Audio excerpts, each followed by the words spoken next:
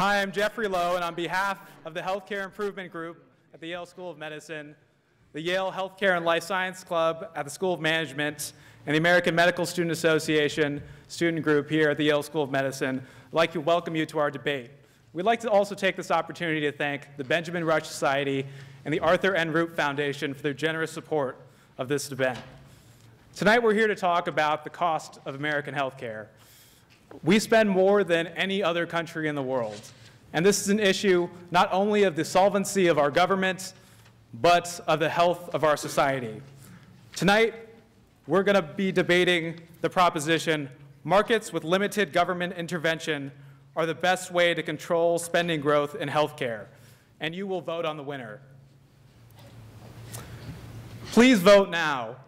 We have a cell phone number, and if you text in the number 1 if you support the proposition, the number 2 if you do not support the proposition, and the number 3 if you're undecided. And it will only take the numbers 1, 2, or 3. So please, only text in those numbers.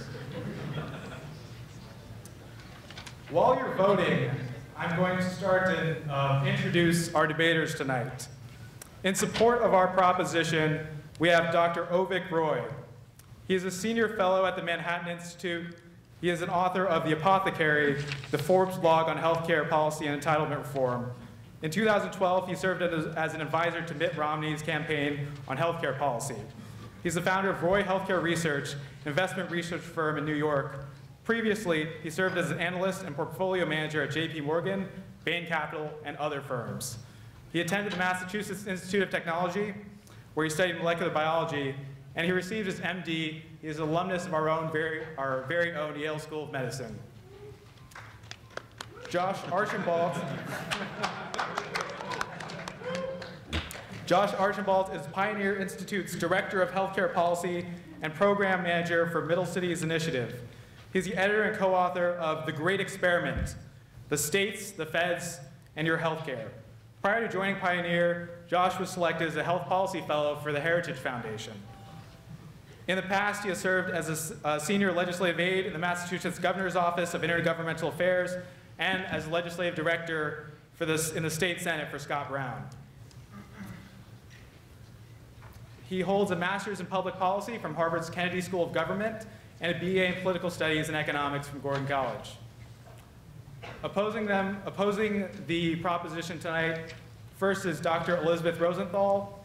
She is recently retired for her moronic practice of dermatology after 35 years. She continues on the clinical faculty of the Albert Einstein College of Medicine, and for the past 5 years, she's been active on the board of the New York Metro chapter of Physicians for a National Health Program. Speaking and writing on healthcare reform for the past several years, she is a passionate advocate and of expanded and improved Medicare for all. She's a graduate of Smith College and received her MD degree at NYU Medical School. She lives in Larchmont with her husband, who is also a physician and here in attendance tonight, and they're the parents of 3 grown sons. And finally, Dr. Bill Sage is a visiting professor of law at the Yale School of Law. He is the Vice Provost for Health Affairs and the James R. Doherty Chair for Faculty Excellence at the University of Texas at Austin. Before joining the Texas faculty, he was Professor of Law at Columbia. Professor Sage is a member of the Institute of Medicine of the National Academies. He is elected fellow of the Hastings Center on Bioethics, and he serves on the editorial board of Health Affairs. He holds an undergraduate degree from Harvard College and medical and law degrees from Stanford University. He has practice experience in both medicine and law, and in 1993 directed 4 working groups for the Clinton administration's task force on healthcare reform.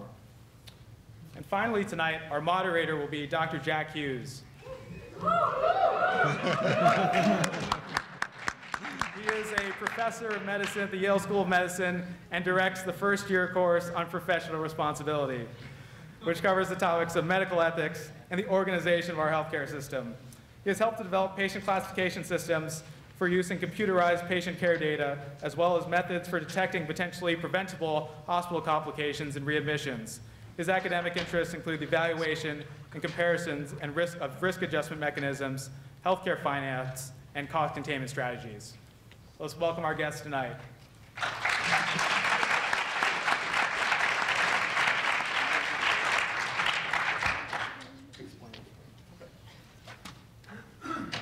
welcome.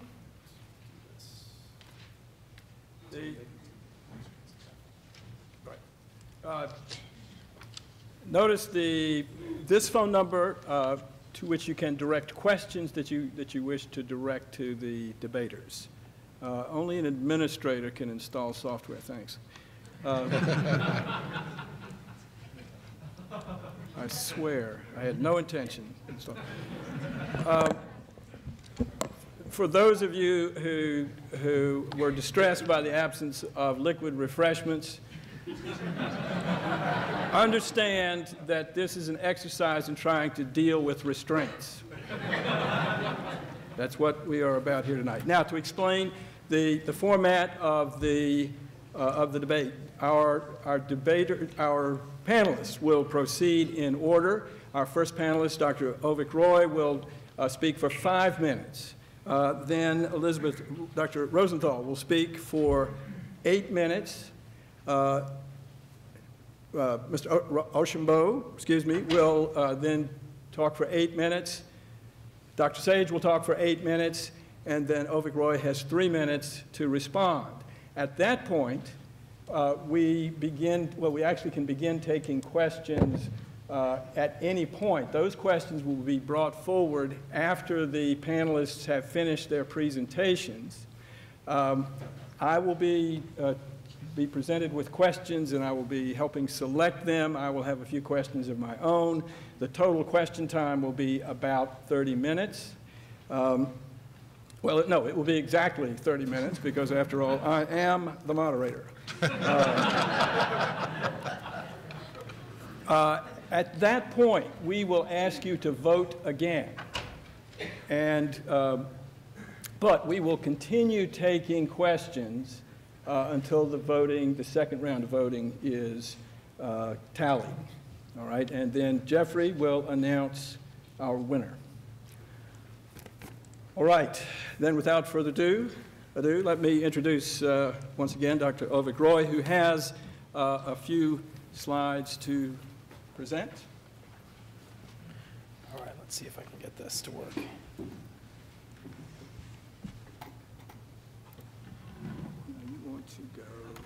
Yes. Thanks, Dr. Hughes, and thanks for having me here. I haven't set foot in this auditorium since I was a 4th year, and I think the carpet is a different color, but otherwise it looks basically the same. I think this is the simplest point I want to make, that it's easy to waste other people's money. If you want to understand why the U.S. healthcare system is inefficient, it's because we're spending and wasting other people's money.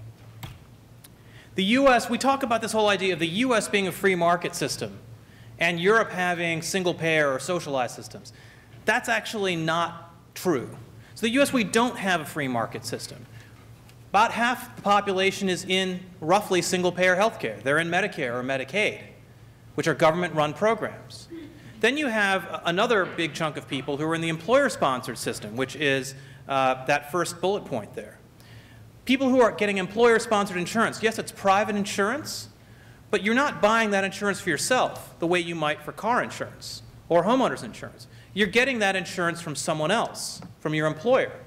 The fact is that 90% of the people in America who have health insurance get it from someone else. It's chosen for them by someone else. So when economists talk about the inefficiencies of third-party insurance, which is to say, if somebody else is covering the cost and you're paying a premium, you kind of have an incentive to go to town, like at an open bar or buffet dinner. That's especially true if you have not only third-party consumption of health care, but third-party consumption of insurance, So we really don't have a third-party payer system in America. We have a ninth-party system in America. So if you're that removed from the cost and value of your own care, isn't any surprise that health care in America is so expensive. The other thing to mention is that Europe is not all the same. There are some countries in Europe that really do offer socialized medicine, as we understand it, technically speaking, and other countries that don't. There are some countries actually in the developed world that have fairly market-oriented systems. So the UK is the classic example of a socialized system where the government owns the hospitals, the government employs the doctors, the government pays for the insurance. Then there's France, a country that if you add it all up is actually about the same as America in terms of its components of free markets versus the government. So in France they have a basic plan that everyone has to get, And then on top of that, the supplemental insurance that you might buy to cover other things is pretty much unregulated, much less regulated than the US. There are some countries that are more market-oriented than the United States. So Switzerland has a system in which there is no public option. There is no government-run insurer. The system is actually a lot like what the Affordable Care Act exchanges do for a certain bracket of people in terms of income. And it's a lot like what Paul Ryan's plan for Medicare reform would do. And of course, it's a lot like what Mitt Romney tried to do in Massachusetts. And in fact, Mitt Romney got his original idea for this from the Heritage Foundation and from Switzerland.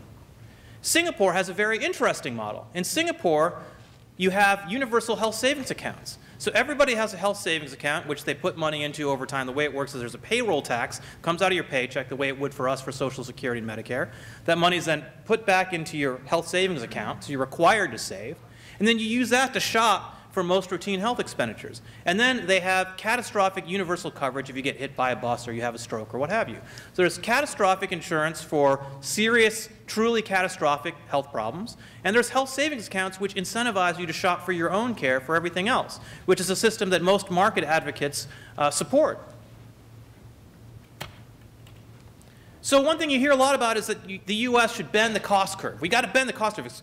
Healthcare costs in America are growing out of control, and if we could just be like those Europeans, we would bend the cost curve. Well, here is a chart, a spaghetti, basically, comparing annual growth in national health expenditures over the last 15 years in Switzerland, the UK, the US, and Canada. So the red line is Switzerland, the blue line is the UK, the green line is the US, and the black line is Canada.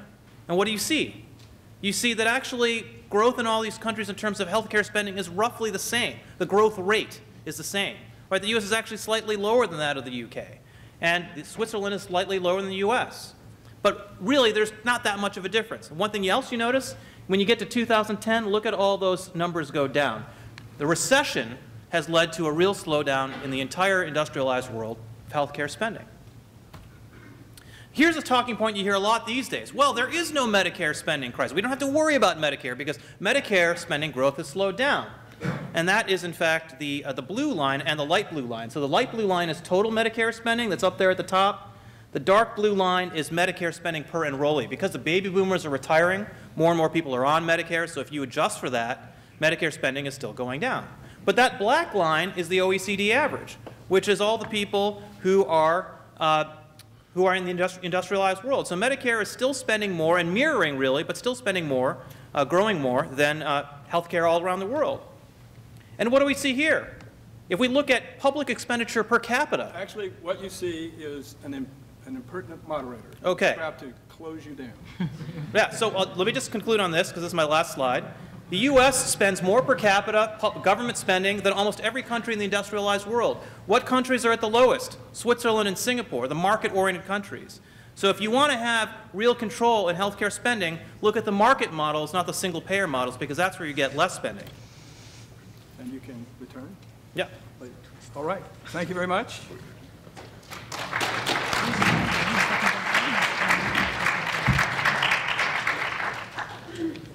Dr. Rosenthal, I believe you have a few slides that you would like to share. Jack, a principle of lawyering is you never make your argument with your opponent's slides still up, so would you scrap that, please? I certainly will. Now, yours are, you know, just keep going. And we'll get to mine. No, maybe not. With that? Yeah, okay. Yeah, that's what they told me. No, that's not how it's working. They told me I just have to press that. Yeah, well, that's the way it should work. Here we go. This is where we want to go? Yeah. There we go. Okay, you didn't lose any time for that. Hello, I think my opponents and I agree on one thing. We all agree that we're spending too much on health care.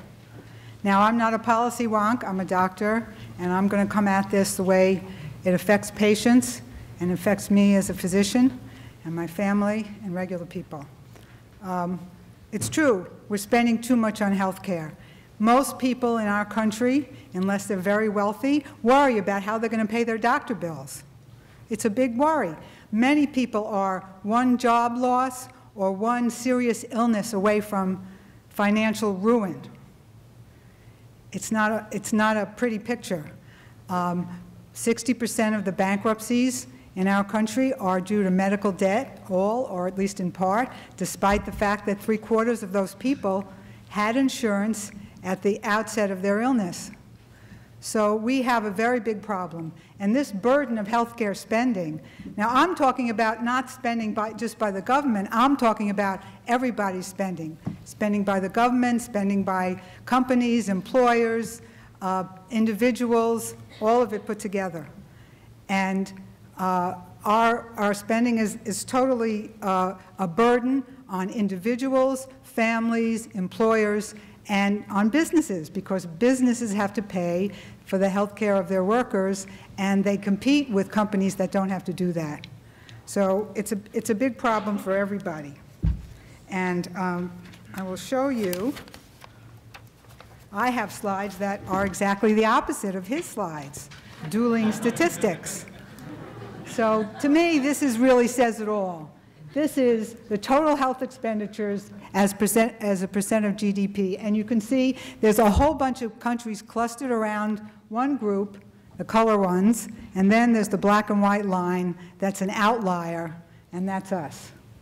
And we are spending more, and we are spending at a greater rate. It's increasing more than the other curves. So there's trouble in River City. We really have a problem. So what are we going to do about it? And why doesn't the market work? I disagree completely. I think the market and less government intervention is absolutely the wrong way to fix this problem. Rather, we need less market, more government intervention. Why do I say that? First of all, market principles do not apply to health care. Health care is not a commodity like shoes, furniture, a car. Did you ever hear anyone say, hey, Joe, I heard they're having a special on colonoscopies. Let's go have 3. It's a real deal this week. I mean, it's ridiculous. When you have to buy medical care, you're in the ambulance bleeding and afraid you're going to die, and you get to the hospital, oh, gee, and you say, oh, this looks very tacky. I really don't think I like this place. Let's go to the next town. I hear their hospital is nicer, and I think I could get a better deal there. I'll just bleed a little bit longer. That doesn't happen, right? Because health care is not the same. So what happens? The seller is in charge. The buyer is at the mercy of the seller because they can't say no. Somebody says, you need to take this insulin for your diabetes, and you go to the store and the insulin is too expensive, and you can't say, well, I guess I won't take it, so what? Doesn't matter. I'll get it next week and I'll get it next month. It doesn't happen.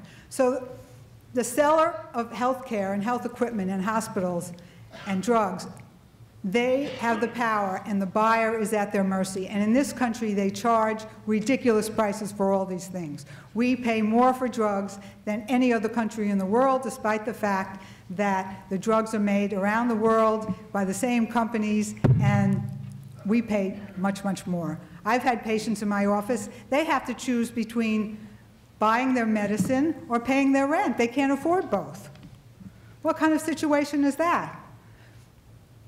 Okay, so what do we have to do about it? What we have to do about it is we have to have somebody intercede between the sellers and us, the purchasers. Now, mostly what happens here is the insurance industry does that. But we have a private for-profit health insurance industry. So they are, when they intercede for you, your interest is not their main concern. They're profit-making companies. So the more health care they deliver, the less profit they make. They compete by avoiding sick people and denying care. That's how they make money. Do you want somebody like that in charge of delivering your health care? And what value do they bring to the system? They have huge administrative costs. You have to pay profit to the shareholders. You have to pay high CEO salaries. And you have an enormous administrative burden pushing paper. In my office, when I submit a bill to Medicare, they usually pay me, and pretty promptly. When I submit a bill to an insurance company, first of all, they have different rules about what to submit and what card to take and what plan you have and blah, blah, blah, blah, blah, and they change them all the time. And then you hardly ever get paid the first time around. They say, no, you'll have to resubmit a claim, and you have to do that again and again. That costs a lot of money. It costs a lot of money for the insurance company to hire all those people who say no, and it costs a lot of money for the doctors pushing all that paper. I want to spend time with my patients. I don't want to spend time pushing paper and fighting with insurance companies to get paid. It's a terrible system. And we can tell that government is the best one to interfere because they're big enough and powerful enough to negotiate on our behalf and bring down the prices. My husband works at the Veterans Administration. The prices of drugs there are a fraction of what they are elsewhere because the government negotiates with the pharmaceutical companies to get lower prices on the drugs. We can't do that in Medicare because it wasn't allowed when drug coverage came into Medicare. But Medicare has the clout to pay hospitals a lot less. I don't know if anybody saw that Brill article in Time magazine recently. Hospitals charge ridiculous prices, but Medicare accepts a lot less because they have the clout to do that. So this is what we need to do. We need more and not less government intervention. My opponent is talking about health savings accounts. Well, they're very nice for the healthy and the wealthy. But if you don't have enough money to save and you get really good and sick, it doesn't really help you. And if you have a catastrophic insurance policy with low deductibles, what happens when you get sick? First, you have to pay a whole lot out of pocket before you even go to the doctor. And if you don't have a lot of money, you can't do that. And then when you get sick, the coverage is very skimpy. So the thing we need to do is we need to have a single-payer, Medicare for all, government-regulated system, and everybody will be covered like it is in Canada. I visited Toronto, and the billing department in Toronto General, which is the same size as Mass General, is one room with 3 employees. The billing department in Mass General is a whole floor with hundreds of employees. So all that waste that my opponent was talking about isn't because people go to the doctor much more than they really need to. Loads of people in our country go to the doctor much less than they really need to. All that waste is all that paper pushing and all that administrative cost. And if we got rid of that, we could cover everybody at a much more reasonable cost, and we would join the rest of the civilized world that has already learned this lesson.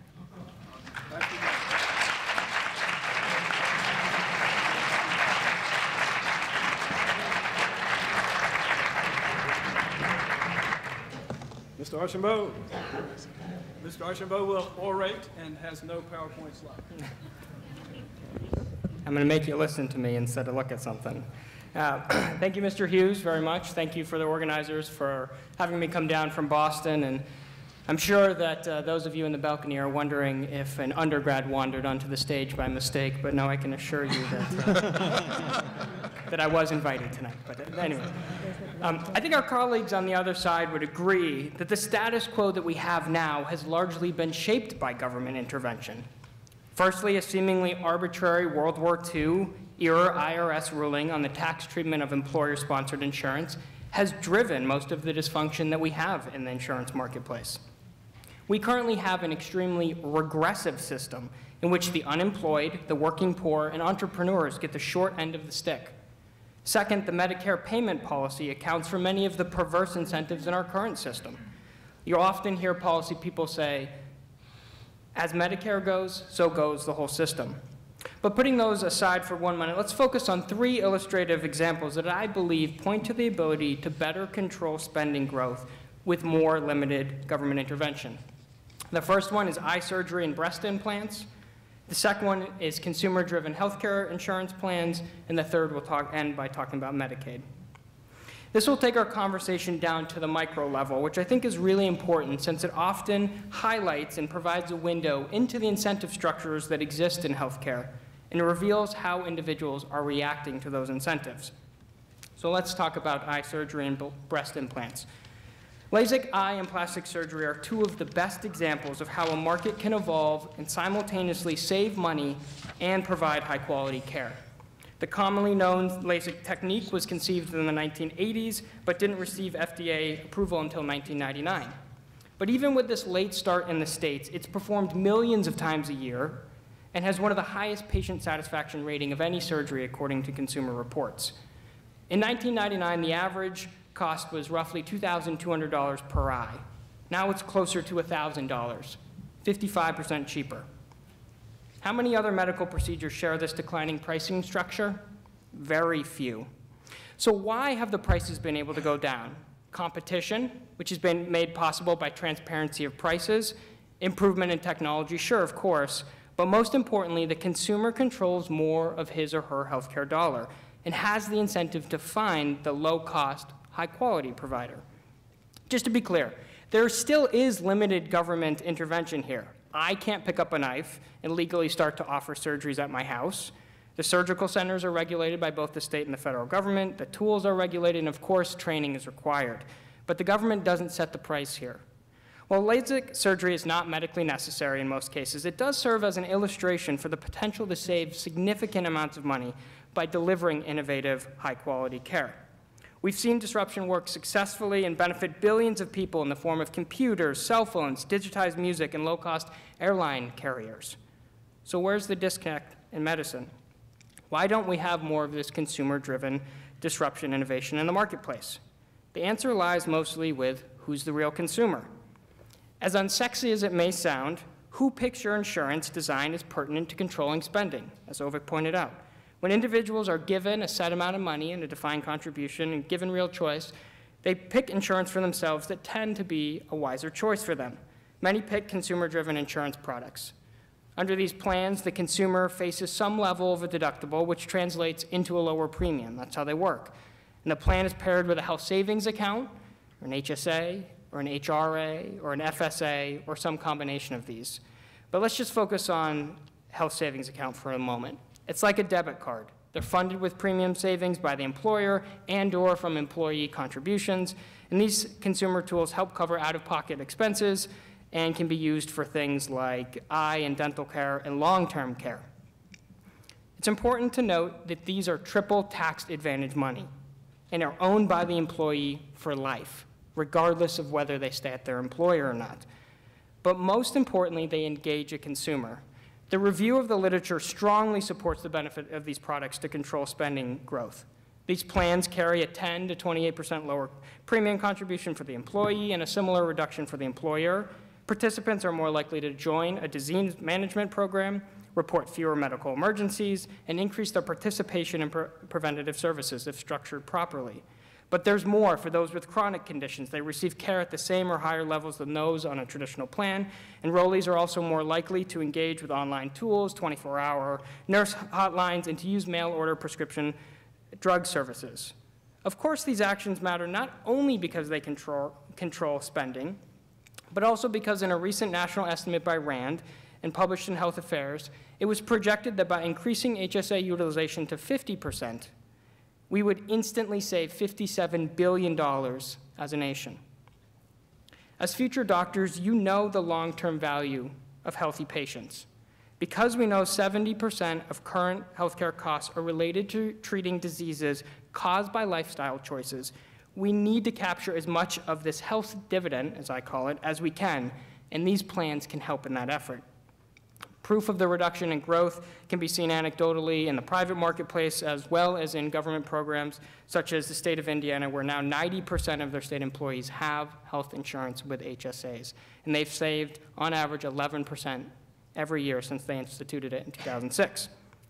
But I'd like to close with the possibility for a public program, Medicaid, for low-income and disabled folks. I want to share a story that I think illustrates the power of moving in this direction of less government intervention, even in this program, which has some of the most medically needy citizens in our country. Morris Brutus is a 20-year-old African-American man in Florida. Morris was in a terrible motorcycle accident in 2011, and his family was told he had less than a 1% chance of survival. Upon waking from his coma, he found himself a triple amputee and deeply depressed. I met Morris a few months ago at a conference, and we talked about his experience in a pilot program in Florida. The program allows beneficiaries to pick from up to 11 private insurance plans with the help of a choice coach to select a plan that best fits them and critically rewards them with an HSA-like account. Morris picked a company with a care coordinator that specializes in working with disabled patients. The plan covered amputee support groups and helped to get him moving quickly into comprehensive occupational therapy. Morris felt he was doing so well largely because of the tailored nature of the program and the assistance that he received. Morris is now finishing college, lives independently, and is training for the 2016 Paralympics. Both Morris and the director of the Florida Medicaid program were convinced that under the regular or status quo Medicaid program, Morris's story would be a much different one. His care would have been disjointed. It would be unlikely that all the insurance companies would have the insight on how to work with disabled patients. Unless you think Morris is a unique case, Florida's seen the introduction of plans tailored to HIV-positive patients, pregnant women, and other iterations for the first time ever in this market. In regards to controlling spending, the 5-county pilot saved $118 million last year, and if established statewide, this government-light model could save roughly $1 billion a year. The difference here is that in the old Medicaid program, the beneficiaries is not in control. The dollars won't follow them elsewhere if they get unsatisfactory care or coverage.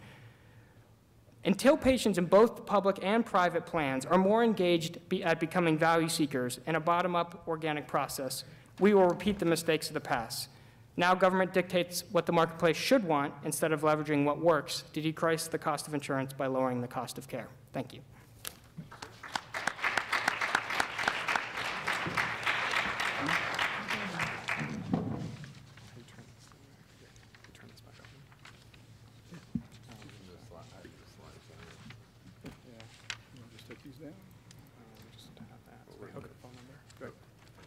Yes, you may begin texting questions that you may have. Dr. William Sage is now going to join us. Thank you. I have no slides either. Remember that what you're voting on here is that markets with limited government intervention are the best way to control spending growth in healthcare. And it's not some hypothetical country's system, it's our system, and it's not our system if we're starting it afresh, it's our system from the point we are now. And so that, I think, is what I want you to remember when you cast your initial votes. Now, I look for points of agreement. I'm actually very interested in points of agreement around Medicaid, where I think there are many. But I want to talk a little bit in criticism of some of the points that have been raised, and then kind of give you my own thoughts about the role of government intervention in our healthcare markets at this juncture. I'm a little taken aback that a free market conservative would hold Singapore up as an example. Singapore is a dictatorship, for those of you who don't know that. And the money that contributes to actually a very good and often lavish Singapore healthcare system is not voluntary savings, it's coerced savings. When I did a hospital transaction in Singapore several years ago, the Singaporean driver who took us from place to place, when asked, said, "Singapore is a fine country." I said, "What do you mean by that?" He says, "Whatever you do, they fine you." I'd also like you to think a little about health savings accounts. Now, when I teach this material, I always give credit where credit is due to health savings accounts. They had a theory of healthcare spending from spending other people's money, consumers' moral hazard, and an intervention, the health savings account, intended to address that moral hazard. But for those of you who know surgeons, you'll know there's a saying that says, you know, if all you have is a hammer, everything looks like a nail. And if all you have is a health savings account, everything looks like consumer moral hazard, where in fact much of the problems that are inflationary in the US healthcare system are not decisions individuals make. They're decisions healthcare providers make, they're decisions government has made, and they're structural consequences of various sorts of policies that we've adopted over decades to centuries, which actually allows me to start talking about why markets with limited government intervention is an unrealistic fix at the present juncture. And I want to talk about three things very briefly. One is I want to assert that governments created the markets we currently have. Second, I want to assert that government has to lead these markets in new directions. And third, if I have time and I'm not cut off, I'll urge the conservatives here to be a little more true to their core principles than I often hear. So in terms of government creating the markets we have, understand I come from Texas, where government is this evil thing that lurks off in the corner, usually in Washington, D.C. The government that created the problems in healthcare is not a them government over there, it's an us government. It's the government we asked for, it's the interventions we requested over a long period of time. It's also been a government that largely, because we were willing to have it do so, empowered the medical profession to spend our money. So over the long haul, you know, this is a function of the professional dominance of the system and not some notion of you know, government policy or government subsidy. And a good example of this is the unique to North America forced separation of physicians from hospitals structurally, which no country in Western Europe shares, and I would argue it's been one of the most inflationary factors in our healthcare system. Now I want to say that government really has to lead us out of this mess. And it's a mess of our own creation, largely through public processes. Now, this is an unusual argument if you believe in market competition, which actually I do, because typically you assert that competitive markets will define their own objectives and figure out how best to achieve them. But I don't think that's what we have in healthcare. We actually need to specify the competitive goals for healthcare markets and define our reforms accordingly. And I have actually fairly simple goals. I want healthcare to be quicker and cheaper. In general, nobody talks about healthcare being quicker or cheaper, and if they do, they say it with embarrassment. I'm not. I say it quite proudly. Healthcare needs to be quicker and cheaper, and people say, well, what about quality? What about better? And I say, well, if you really push me on this, I'll add one thing: quicker, cheaper, and more reliable. But I won't go beyond that. And I think government is going to lead us in the path, has to lead us for fiscal reasons in the path of having quicker, cheaper healthcare. Here I think there's two things you need to think about in terms of the system. There's what I call downstream health, and that's the healthcare system we all live. It has patients, it takes care of patients. It's a total inefficient mess, and it needs to be quicker and cheaper and more economically productive. But then there's this whole area of upstream health. In upstream health, there are no patients, they're just people. In upstream health, people are out living their lives. We don't say, oh, well, you got sick, we're going to remove you from your life, we'll deal with your illness, we'll restore you to your life. No, we're actually going to provide basic healthcare services to you and all sorts of health improvement activities in the course of living your life. And that is a very different competitive proposition. So I think, you know, downstream health, it's going to require government to lead the way so that what we think of as healthcare is quicker, cheaper, and more reliable, often through different payment policies. Upstream health, we have to pay attention because we have to create actually a very broad and vigorous competitive space for upstream health to occur. We also have to stop worrying so much about insurance. The typical market roles of insurance are not roles that insurance companies tend to play today, nor are they roles that we're comfortable allowing insurance companies to play today. And frankly, I don't know what a health insurance company is going to be over the next 10 years. Maybe it's a buyer, maybe it's a seller. It's not a risk bearer, maybe it's a claims processor. There'll be a role for them, but I don't know why we spend so much time worrying about the competitive environment of what we call health insurance companies today. Instead, what we really need to focus on, in my view, and this is really a government function through public deliberation, is we need to focus on defining products that work. We worry a lot about the prices of products that don't work in our healthcare system. We don't worry much about having products that actually work. So LASIK's a good example. LASIK is a product that works. Most of our healthcare system, we pay trillions of dollars for stuff that doesn't work. So if I have a minute left, let me just urge the conservative people here to be true to two of their principles. And one comes from Friedrich Hayek and one comes from Milton Friedman. The one from Hayek really says you have to not just care about whose money is being spent, you have to care about what price is being paid. Because price, to Hayek, is actually a wonder of a free market economy, not just because it saves money, but because it conveys information.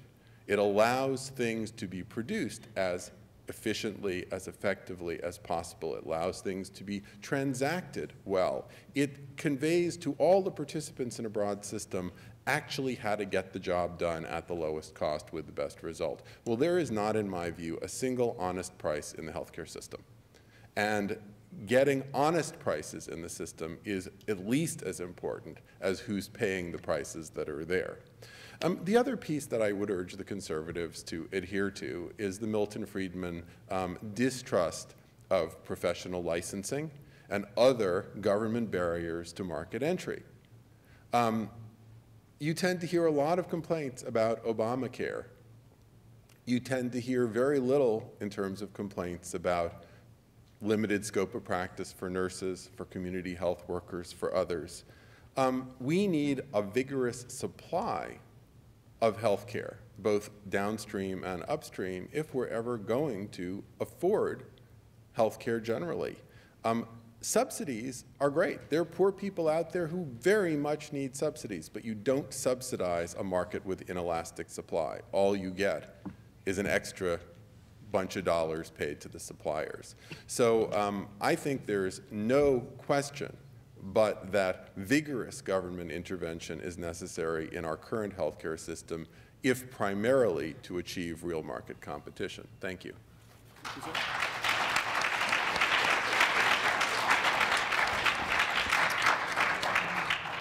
Dr. Roy, you have 3 minutes to respond. Sure.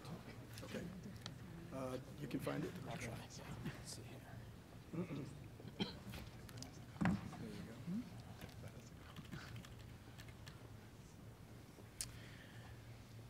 Well, we already know that Dr. Sage believes that he's losing the debate because he tried to change the topic. He tried to change the topic to whether or not the United States has a cost-effective healthcare system versus other countries. That is not the debate topic today. The debate topic today is whether market-oriented systems are more efficient than government-oriented systems. And the United States does not have a market-oriented system. So let's talk more about Singapore. Dr. Sage pointed out that the political system in Singapore is not free, and I completely agree. And in no way do I want to model ourselves after the Singaporean political system. But their healthcare system is freer. Coerced savings, he called it. But coerced savings are better and far freer than coerced taxation when someone else is spending the money and not you. When it's your money, you can have price signals because you're paying for things. And it's not just for healthy and wealthy people, because the Singaporean government subsidizes the HSA accounts for those who are lower income. So that's how the Singaporean system has universal coverage, higher life expectancy than the United States, higher GDP per capita than the United States, and spends a quarter of what European countries spend on healthcare as a percentage of GDP per capita, and 1/7 of what the United States does. These are the facts. These are the data. And there has been no challenge to this data. When Dr. Rosenthal went up and said, well, we've got dueling statistics. Actually, we don't. The statistics and the source of her statistics were exactly the same as mine. The only difference is she didn't have Singapore on her slide. So the question really is, what is a market-oriented system and what can it do? Again, by giving people control over their own health dollars, instead of having overinsurance, as Dr. Sage pointed out, you can actually have more efficient care. And that's what Singapore shows. And what Switzerland shows, which is not a complete HSA system, it's a premium support-based system, which is, again, a lot like the ACA exchanges, a lot like Paul Ryan's plan, which is where reform is going in this country in the next round. We will have a more efficient system than we have in the US today because people would be shopping for their own insurance. There are a number of points I'm just going to make very briefly. If you want to understand medical bankruptcies and the flaws with some of the studies that have showed all these medical bankruptcies are due to medicine, Google Megan McArdle and medical bankruptcies, and you'll see all the data there. This argument that the markets can't work comes from really a near-religious text by a Stanford economist named Ken Arrow, who wrote this piece that everyone cites on the left. But it's actually not true, and if you Google my name and Google Ken Arrow, you'll see why that's not true. Drug spending is too high. Well, actually, it turns out that 80% of all prescriptions in the United States are for generic drugs. In the UK and Germany, it's 50%. In Italy and France, it's 15%, 11%. So the fact is, yes, for branded drugs, we spend a little bit more. We pay a little bit more than what Europe does. But over the life of a drug, actually, drug companies make far more money in Europe and Japan than they do in the United States, because there's a long tail after the patent expires in those countries where they still make money off the branded drug. Whereas in the United States, once it goes off patent, the generics come in and it's game over. So actually, we have the most efficient pharmaceutical market in the world, and we should be careful about trying to change it. All right, sir. Thank you very much.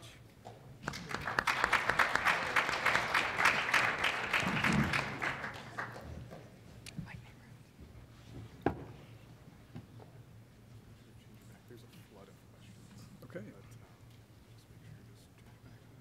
one? Okay. Feel free to go with your questions for the 15 minutes, but hear the initial set. Okay, great. All right, so we already have questions, which is great, but I'm going to exercise the prerogative of the chair and ask a couple of my own. This was built in. Let me start out by asking both sides, really, and let me ask those in favor of the motion first. What is allowable under, what's an acceptable definition of limited as far as you're concerned? And then we'll ask the same question to those opposing the proposal. Well, I think it's self-explanatory when you think about what limited government means. It means less government spending and overall a freer regulatory structure. And you add all those things up and you have a sense of what's more limited than others. So in Singapore and Switzerland, they're still highly regulated systems. So they're not libertarian utopias. And I'm not trying to suggest that any of these systems have libertarian structures where there's no government at all or it's anarchy. But you can have a system that's more market-oriented, less regulated, more price signals, less government spending, and have a pretty cost-efficient system. If you compare, again, Singapore to the mainstream single-payer systems like the UK and Canada, it's much more cost-efficient. All right, and we can come back. Sorry, I'm just having a bit of a Lloyd Benson moment over that comment about Kenneth Arrow. Several years ago, I designed and edited an entire book commenting on Kenneth Arrow's 1963 article, and Professor Arrow, who's still going strong in his late 90s, participated in that. So I'm kind of having that, you know, I know Kenneth Arrow is a friend of mine kind of moment here, but I won't complete the thought. Read the article and then rebut it, and then we can talk. I may not need to rebut the article, but I can tell you everything you might want to know about Kenneth Arrow's early piece. You know, what's limited? Well, I wish people on the right would start saying that limited government intervention is repealing antiquated scope of practice restrictions, getting barriers to entry down, and start doing that sort of thing. I'm tired if, you know, limited government intervention and to the right just means not taking richer people's money so that poorer people can have health care. Nobody disagrees with you on that, not on this side. I think we'll allow a response to that. Yeah, no, none of us disagree with you on that. How about your colleague? Go ahead, Josh. I wouldn't disagree with the doctor in saying that scope of practice and other areas is really important. I think about this in a very practical manner. I work at the state level, so that's often where the rubber hits the road. The role of limited government for me on healthcare is that they're there to set the guardrails. They're there to level the playing field to make sure that folks can get in and compete. And they do have a role probably on transparency. If state governments could play that role, then I think we'd have a much more competitive system locally, and consumers would be able to operate within that, and you'd see a lot more folks practicing at the top of their license, and we'd address some of those issues with scope of practice or what you need a license for. So. All right. Although I still have some very juicy questions, I'm going to, I want to deal some of the questions that have come from the audience. And I think this particular question goes to both sides. One of the major assumptions of the pro-government camp is that the private sector is, is that the private sector is able to innovate. So I'm assuming this is the pro-motion, pro-proposal camp. Is that the private sector is able to innovate, that is, tailor plans to patient subpopulations. Why can't government innovate? Isn't the government already trying with various pilot programs, et cetera? So we will start. You want to take this? You know, I can start. The government's been trying to innovate on healthcare for years. If you talk to folks that have worked in Medicare, they can rattle off the number of innovative pilots that they've tried in the past. And I don't think it's that hard for us to think outside of healthcare. How often has the government been innovative? How are they doing on the post office? How are they at the RMV? I think most of us understand, yes, they can do it well at times, but really to how large our healthcare system is, to expect after years and years of efforts that somehow they're going to find a way to lead and be innovative, I think is just unrealistic.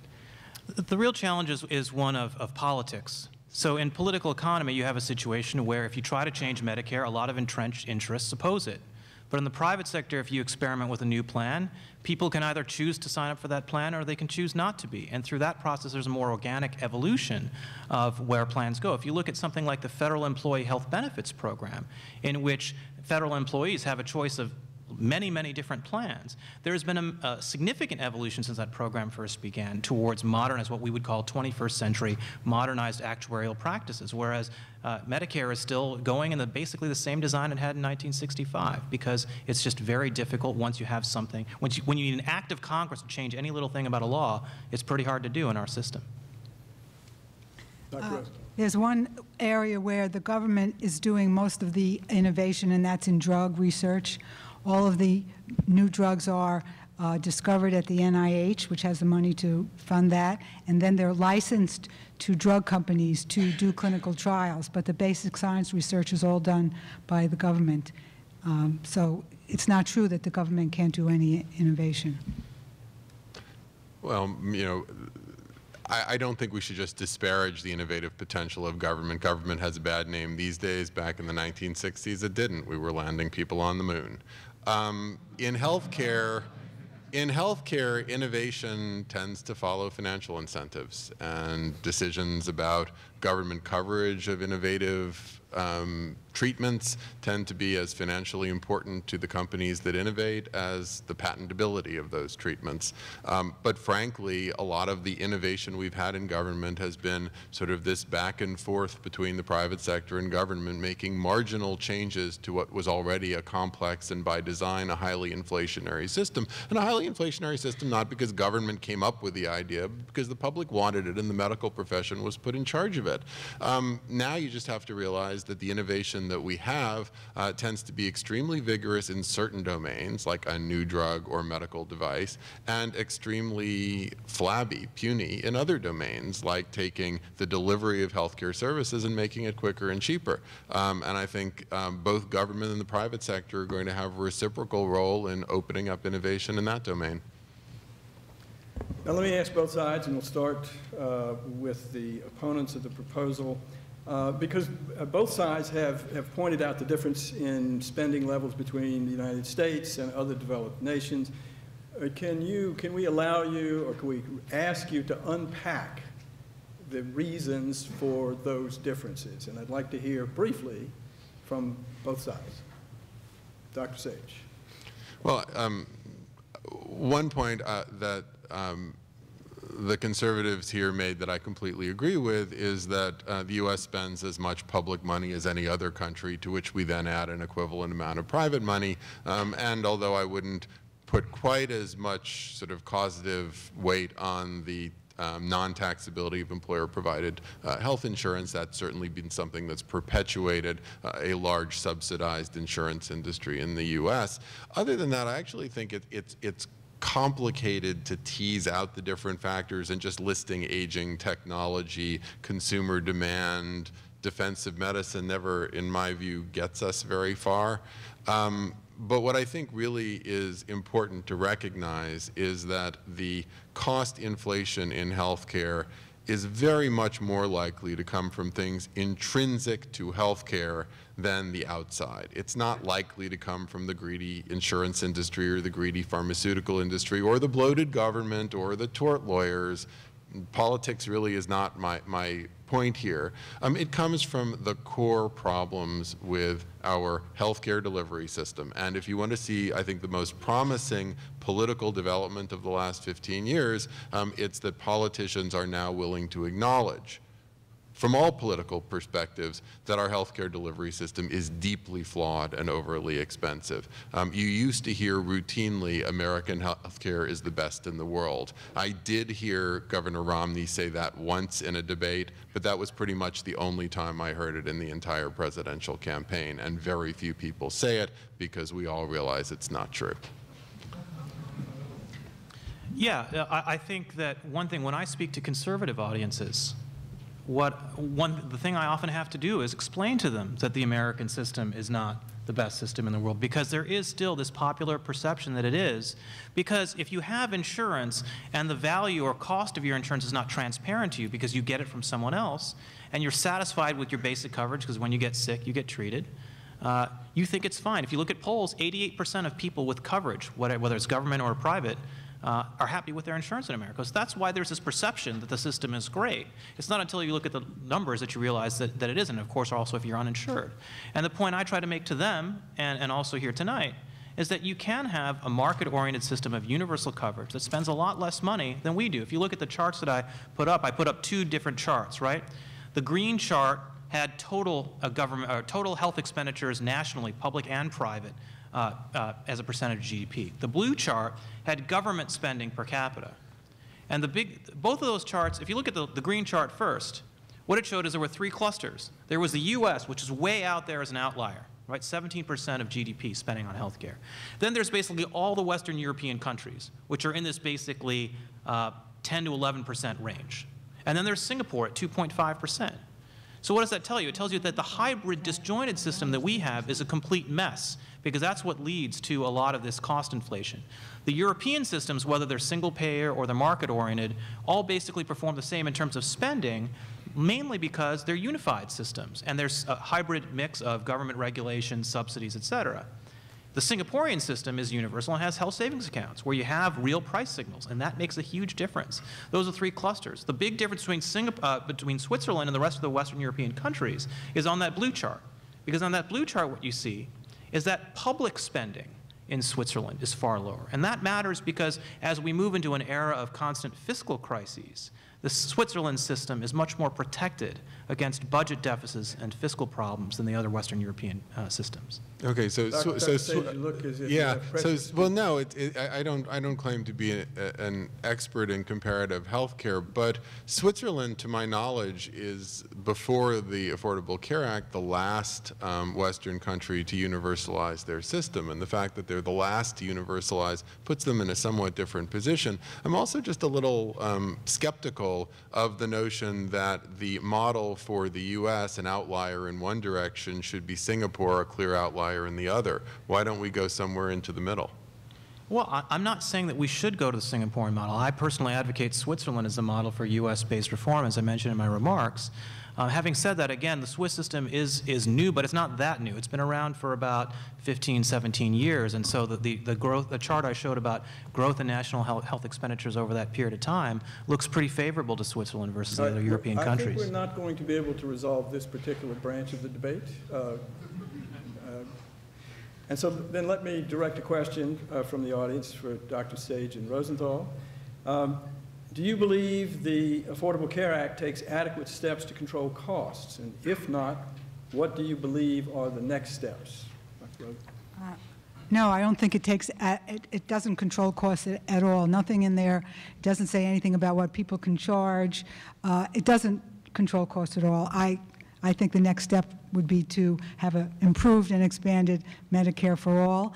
I agree with Dr. Sage that our delivery system is not right, and in Canada they are trying out, doctors on salary and group practices and having other people besides physicians do some of the care. I mean, all of that is a very good idea, but it doesn't save as much money as eliminating the very, very costly middleman with all the ridiculous administrative costs. And I think the Accountable Care Act is like putting an aspirin, giving somebody with cancer aspirin. I mean, it helps a little bit.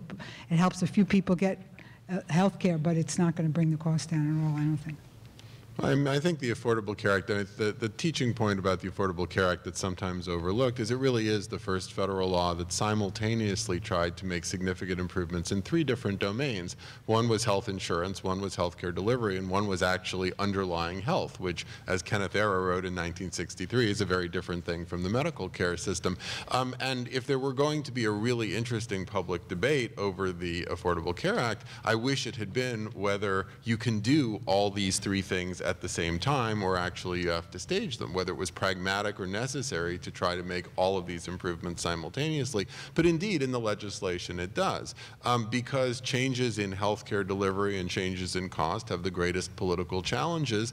That's the section of the act that is the most tentative. I wish it were much more bold about payment reform. I wish it were much more bold about constraining the non-taxability of employer-provided health insurance.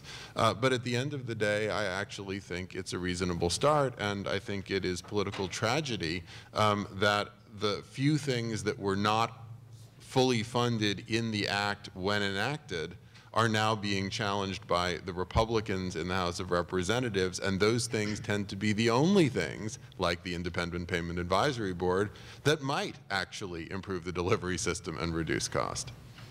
All right. Do you folks wish to comment? I think Josh has a lot of experience with attempts at rate control in Massachusetts. Maybe you want to talk about that? So if we believe that the Massachusetts law was the inspiration for the Affordable Care Act, and I am in the camp that it actually was not that much of an inspiration, they share some common elements, but that's about it, then we can say no, they didn't. Now, if you talk to folks that were involved in DC, they'll say accountable care organizations and payment reform was what, and IPAB were the cost control mechanisms. We didn't have those in Massachusetts, but they just went back and passed a massive bill in July of this past year to try to get at cost control in our state. And we have a history of rate setting that they got rid of, and now we're headed back in that direction in Massachusetts. And so I think we agree that there's not enough of cost containment, but I'm not sure that we would agree on what that cost containment should look like. In fact, I think it made it worse. It made HSAs look less attractive for people, and I think that's a move in the wrong direction.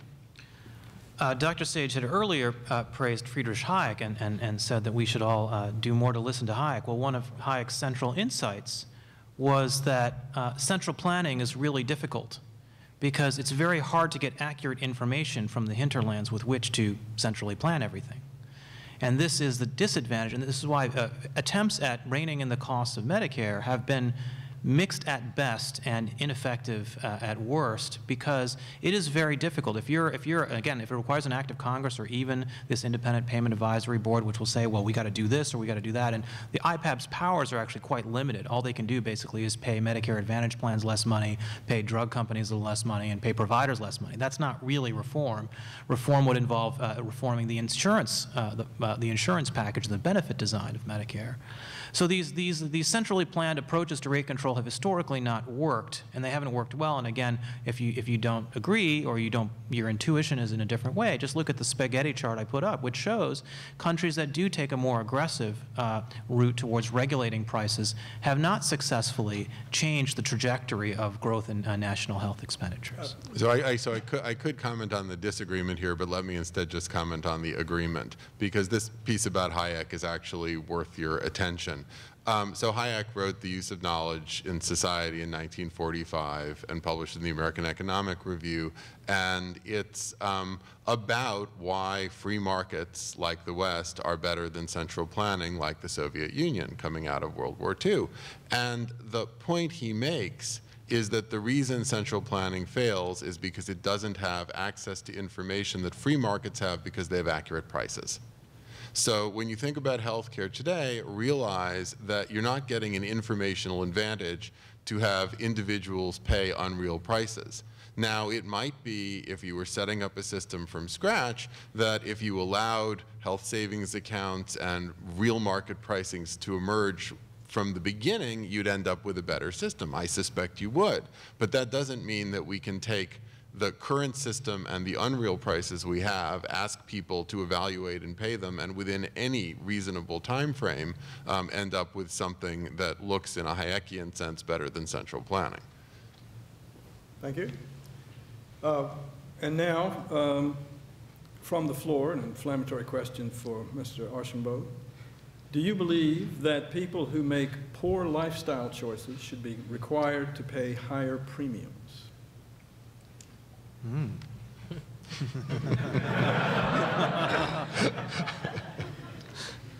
That's a great question, and we're actually seeing it play out in, at some private companies. CVS was the latest one that made headlines for what they were requiring. I think this question partially depends on the activity. I do think that, for instance, for smokers, we know conclusively how bad it is for you. And I think if you ask most smokers, they would know too. So I think that there is a legitimate question along those lines to say, for those behaviors that we know are going to cost more, we can talk about this. But let me just focus and go back to something I said in my remarks. We know that 70% of medical costs now are treating diseases that are the result of lifestyle choices. And I would much prefer, instead of being at the end of that, saying, how are we going to penalize somebody and give them higher premiums, and saying, how can we actually incentivize them or engage them at the beginning? And we hear a lot about that 20% of patients account for 80% of the care. The problem is those patients don't all stay at the top. They often drop out of that high-cost category. And so how do you engage them on a year-to-year basis to stay healthy and be healthy? And I think that giving them the tools through an HSA-type plan is a much better way than having this long, drawn-out conversation, and quite frankly, having me or somebody else saying that behavior is appropriate or not, we're going to penalize you or not. I'd much rather engage them instead. So the answer is? Engagement, encouragement instead of penalty. Okay, all right. So I'm going to take that to be a no.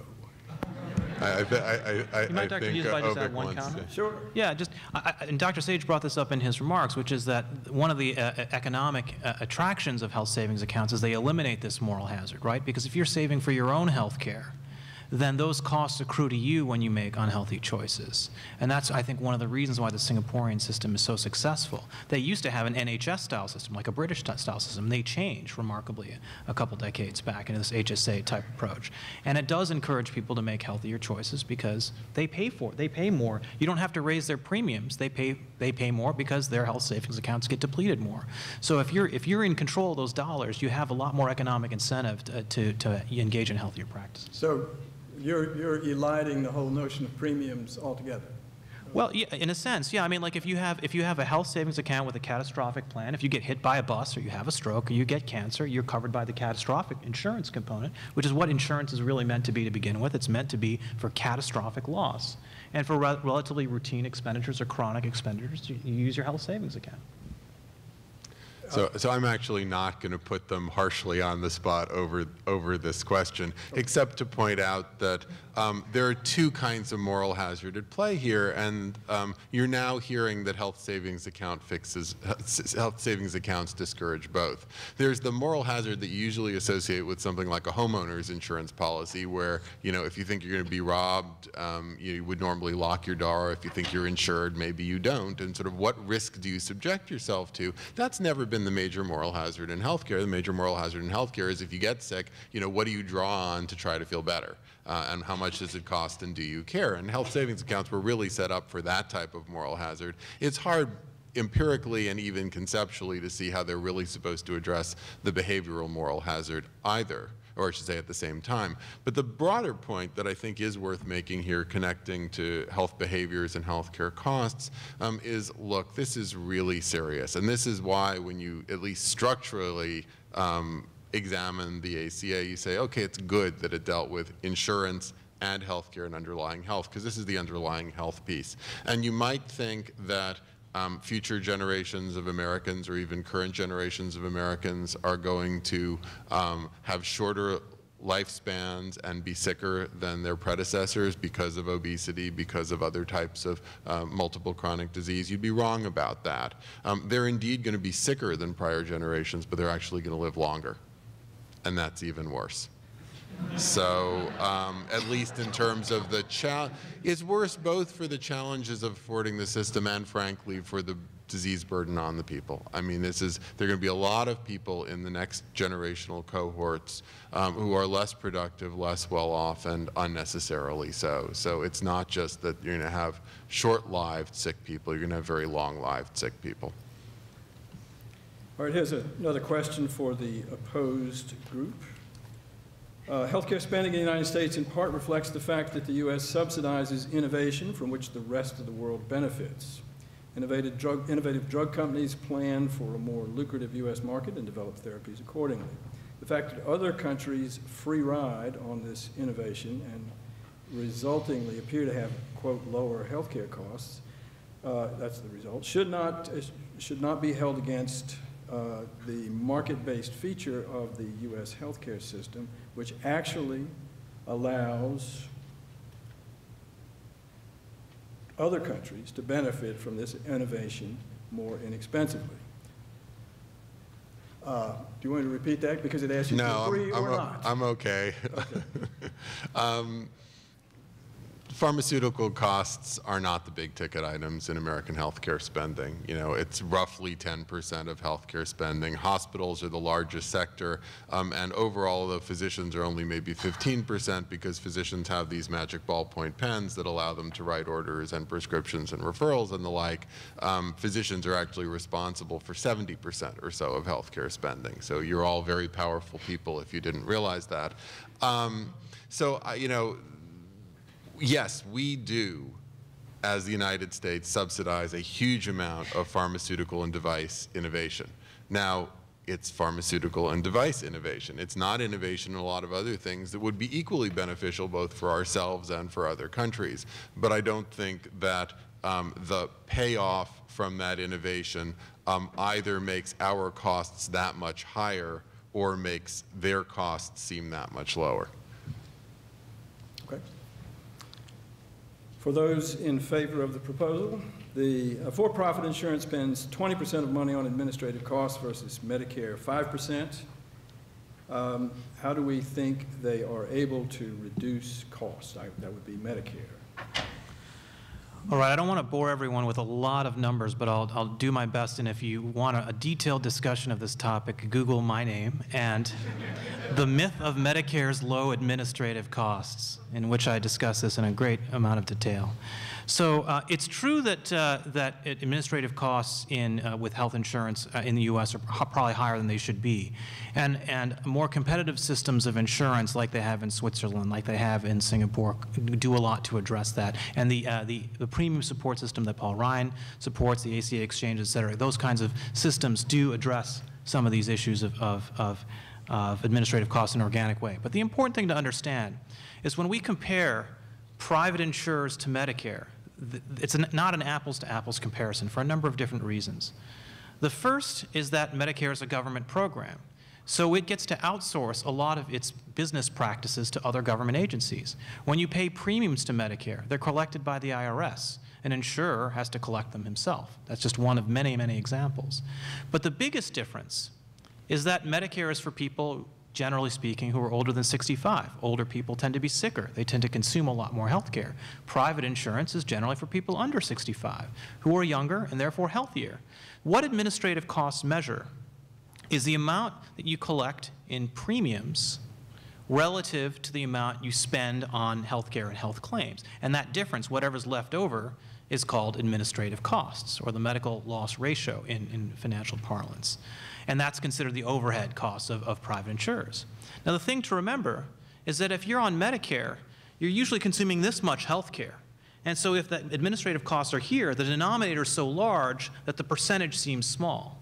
But if you're a private insurer and your cost, the amount you're spending on health care is down here and the administrative costs are the same as Medicare, then the administrative cost ratio seems higher because the percentage is higher, right? Because the denominator is much smaller. Now, when you actually compare on an apples-to-apples basis what private insurers pay per beneficiary on administrative costs to what Medicare pays per beneficiary on administrative costs, leaving aside all the accounting stuff that I talked about in the beginning, Medicare actually spends more per beneficiary on administrative costs than private insurers. So the real problem here is one of math and just basic fractions in a way that Medicare's supposed efficiency is misunderstood. One final point I'll make on this, because it's an important topic, because this is really central to a lot of the debates we have in the U.S. on healthcare policy. And that is, we don't think of a bank as more efficient when it doesn't hire security guards. Because if you don't hire security guards, you're more likely to get robbed. But security guards are an administrative cost, right? Some administrative costs actually improve efficiency. So one of the problems with Medicare is that because it doesn't do enough, it doesn't hire enough people to review the claims that come in. As Dr. Rosenthal pointed out, she never gets hassled on her Medicare payments. She sends in something and she sends the paperwork, she gets paid. That's great if you're a physician. It's not great if you're a taxpayer, because a lot of waste and fraud is driven by that process. And I actually agree with both of those points, though I don't think it's really something that is a strong point of comparison between private health insurance in the United States and Medicare. But I think the explanation and analysis are correct.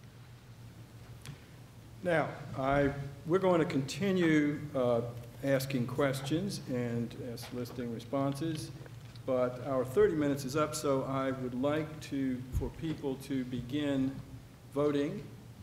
And I believe we go to, yes. So we would like for you to do your post-debate voting, but in the meantime, let me ask Dr. Rosenthal and Dr. Sage, because much of those in favor of this proposition is based on a system of premium support. In your view, can premium support be made to work, and under what circumstances, or is this something that just has to be dismissed as beyond acceptable? Premium support where people are provided with a set amount in order to purchase health insurance, which actually is a model that the Affordable Care Act, or an aspect of that that's included in the Affordable Care Act. So, your thoughts about premium support, and can it be made to work? I don't know. Oh, I can do it. Well, but I have a very Sure, strong go ahead. opinion. I don't think that is a good way to go at all. I don't think we should have health insurance. We should have, you know, you pay progressive income taxes and your health care is taken care of, like in Canada. I mean, it's so simple. You know, now I get to quote Keynes, the quote we all know, which is, you know, in the long run, we're dead. It all depends what your time horizon is. I mean, if you had a 50-year time horizon, eventually health savings accounts might bring down costs. If you have a 50-year time horizon, maybe premium support might bring down costs. But in kind of the realistic term for me, all premium support does is offload some costs of the system that will continue to be paid from the government's books, and is not a good idea. All right. I just want to make one comment. I love the phrase that's often used, cost sharing. Isn't that sweet? Don't you want to share the cost of your health care with the government or with your insurance company? I don't. I don't want to share the cost of my rent either, but, you know, I do it.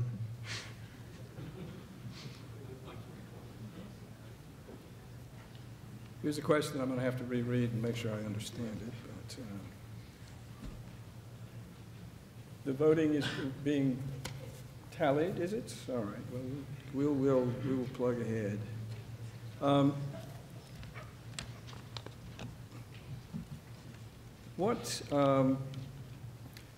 Gentlemen, what are your thoughts about premium support? Obviously, you tend to support it. What constraints do you think government needs to impose on a system of premium supports?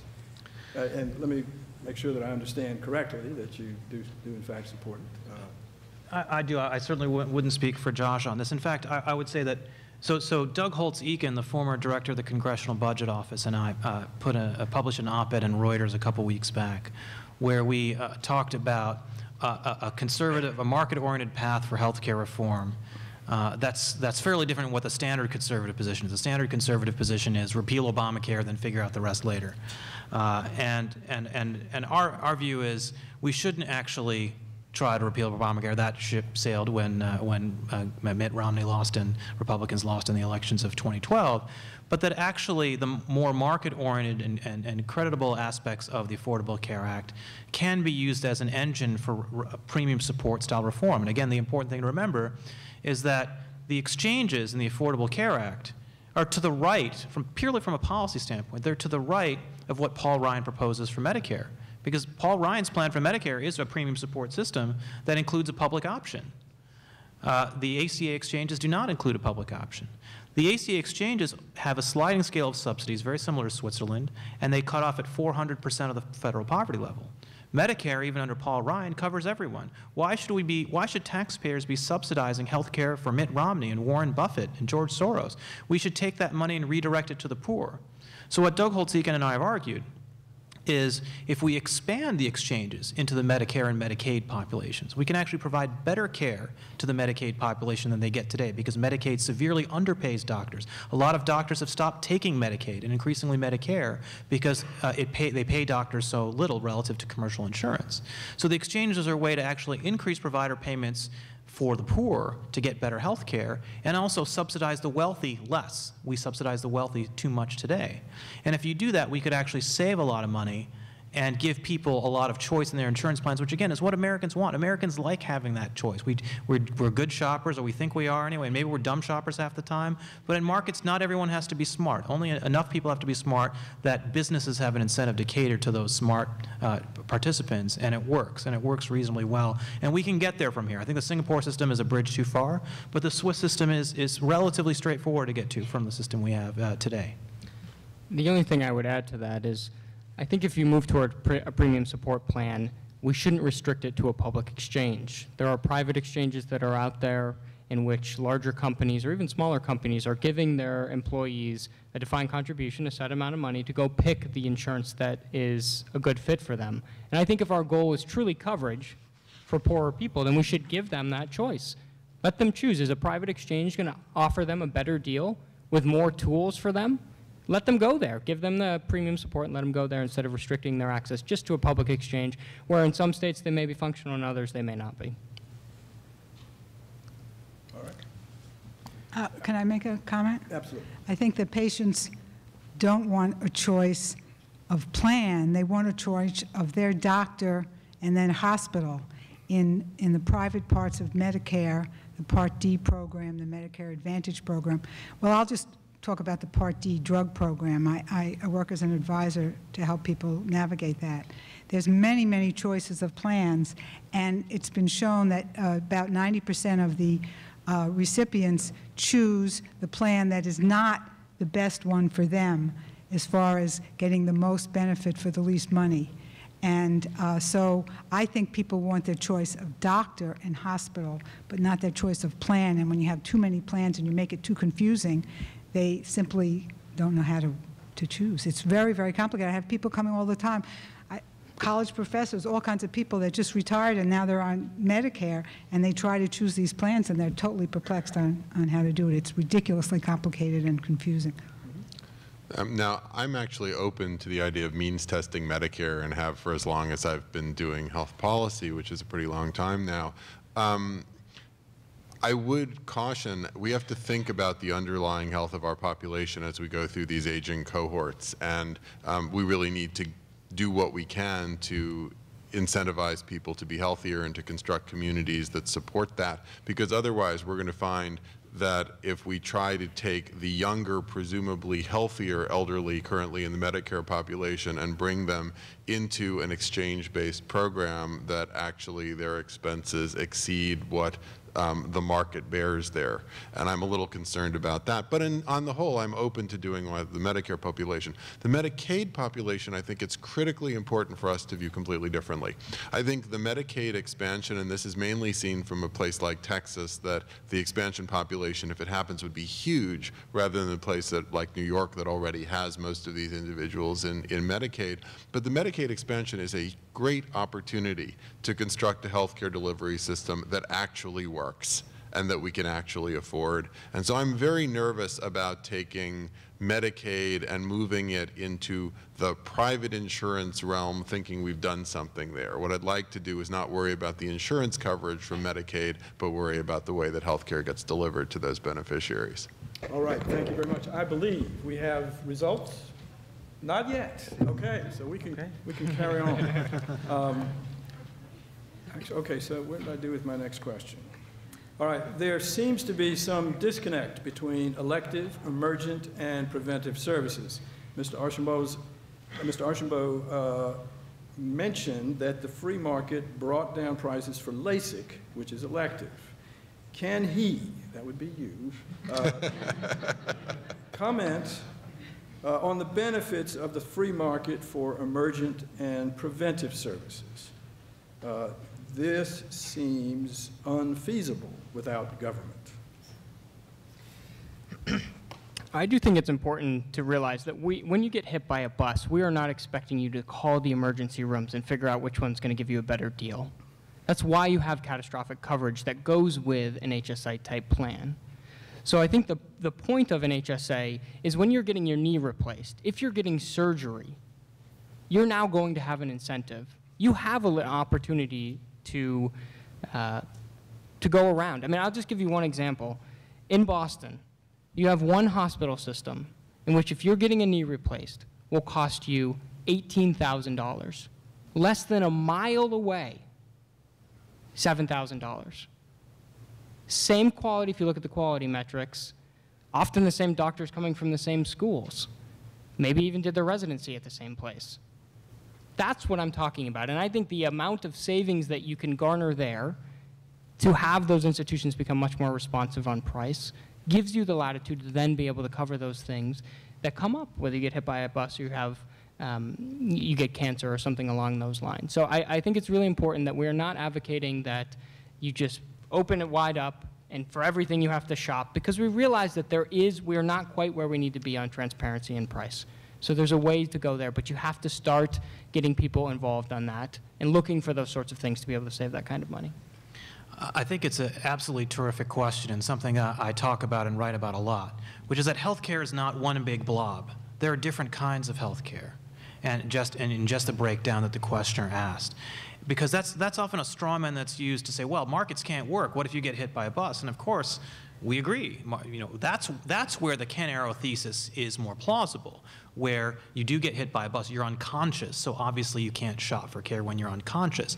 That's where insurance comes in, and insurers, by claims management and price negotiation, can negotiate among different providers how you're going to get covered, and then the competition is among the premiums for that catastrophic coverage. But for things that you can do when you are conscious, you should be able to shop for care. You should be able to shop to see where you can get your knee replacement or your baby delivered or your intervention or cardiology, your cardiac stent gets put in, right? Your coronary stent gets put in. These are the kinds of things where you can shop. So that's what we're advocating. If you look at the statistics of national health expenditures in total in the United States, about a little under 30% is acute care, emergent care. The rest is chronic or routine. And so if we can take that 70%, which it bears mentioning is over $2 trillion, and do a lot with that, we'll get pretty far in terms of addressing the cost problem. Mm-hmm.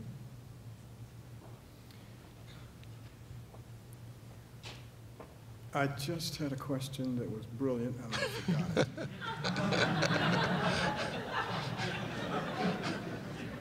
it. And you would all be amused by its precision. So,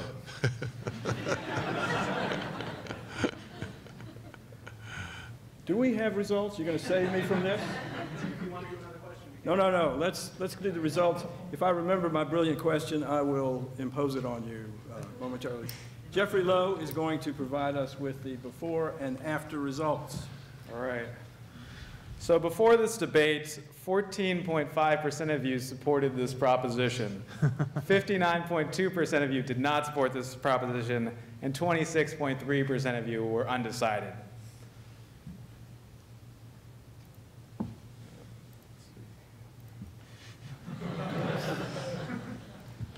So our live voting.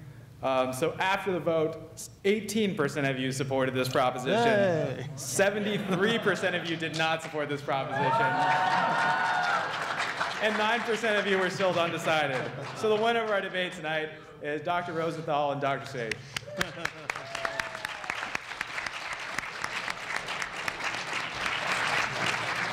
Thank you so much for joining us tonight. If Dr. Hughes has any more questions? I think we're done. All right, thank you so much. Thank you for coming tonight. Thank you.